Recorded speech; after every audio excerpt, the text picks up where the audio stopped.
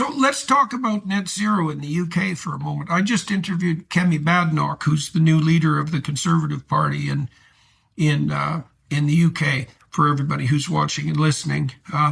And she noted her resistance to net zero when it was initially formulated, but she also pointed out, and I don't even know how to conceptualize this, and remain out of the domain of radical conspiracy theory. She pointed out, kind of like Keir Starmer when he talked about the fact that this experiment in mass migration was something that was perpetrated from the top down consciously, and that everyone who opposed it was gaslit, and that was also conscious, and oops, we're sorry about that.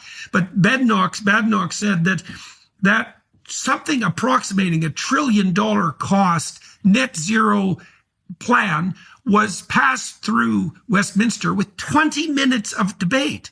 It's like, so I just don't know how to conceptualize this. It's like, first of all, what were the Conservatives thinking? Like, what was their motivation? Was it merely that they were trying to look like planetary saviors and to virtue signal despite the fact that they were Conservatives? Or like, or was it the fact that, like Keir Starmer, they were completely enamored of the Davos WF crowd, which they regarded as like somehow more stylish than, the mere plodding pedestrians in the parliament? Well, you're answering your own questions in a way, Jordan, because the answer is they're not Conservatives. What has happened to the Conservative Party, one of the oldest, most successful parties in the history of democracy, is that it has completely abandoned its ideological roots. It's become a liberal party. The vast majority of MPs in Parliament, Conservative MPs, are essentially liberal MPs. They are the ones that put mass immigration on steroids. They are the ones that put net zero on steroids. They are the ones that put gender ideology on steroids. And Kemi Badenoch is claiming that the party has learned its lessons, that she's going to change direction.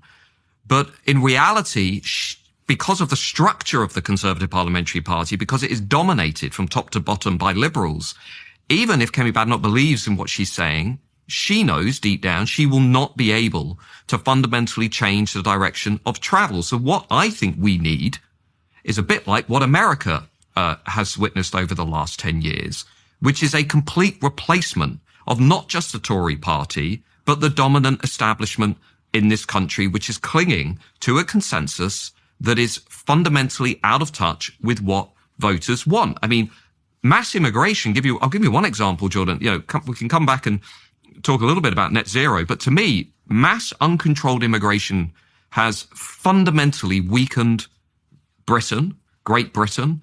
It has undermined our prosperity. It has divided our society. Nobody ever voted for it. Boris Johnson did the opposite of what he promised voters he would do when he was elected in 2019. He said he'd lower immigration. He'd put it on steroids.